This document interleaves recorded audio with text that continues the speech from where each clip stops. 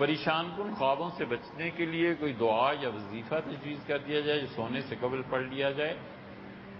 آپ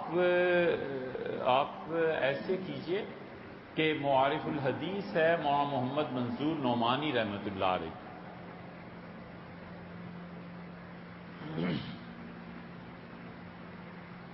اسے لے لیجیے۔ 5ویں جلد میں حضرت نے رحمہ اللہ بہت مختلف جگہوں کی مختلف دعائیں لکھی۔ حقیقت تو یہ ہے کہ معارف الحدیث ہمارے معاشرے میں ہر آدمی کو پڑھنی چاہیے۔ اتنی اچھی کتاب حضرت مولانا منظور صاحب رحمۃ اللہ نے لکھی ہے، اللہ ان کی قبر کو روشن رکھے۔ یہ ان کی زندگی میں جتنی کتابیں ہیں نا، ٹاپ کی چیز، خدا نے بہت بڑا کام حضرت رحمۃ اللہ سے لیا۔ ہر مسلمان کو وہ کتاب پڑھنی چاہیے، روزانہ 2-4 صفحے پڑھیں، آپ کو پتہ چلے گا کہ نبی کریم صلی اللہ علیہ وسلم کا مزاج کیا تھا، حضور صلی اللہ علیہ وسلم کی سیرت کیا تھی، حضور صلی اللہ علیہ وسلم بحیثیت فرد، بحیثیت شوہر وغیرہ وغیرہ کیا حیثیتیں رکھتے تھے۔ ان میں 5ویں جلد جو ہے نا، اس میں اللہ کے اور بندے کے درمیان دعا کا جو تعلق ہے اس پہ حضرت رحمۃ اللہ نے تحریر فرمایا ہے۔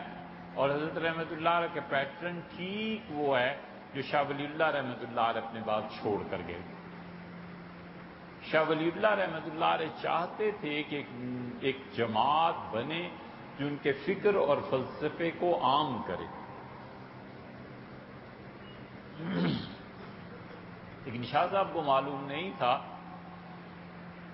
کہ مردہ قوم میں ایک زندہ فرد پیدا ہو گیا۔ اس لیے اب تک شاہ ولی اللہ رحمۃ اللہ علیہ کی ساری کتابیں بھی نہیں چھپ سکی۔ تو شاہ ولی اللہ رحمۃ اللہ علیہ نے جو جن افراد کی ذہنی تربیت ان کی وجہ سے ہوئی ہے یا ان کے فلسفے اور نظریے کے مطابق، ان میں مولانا منظور نعمانی صاحب رحمۃ اللہ علیہ بھی ہیں، انہوں نے کوشش کی ہے کہ حدیث اور فقہ کو ایک دوسرے کے ساتھ ملا دیں۔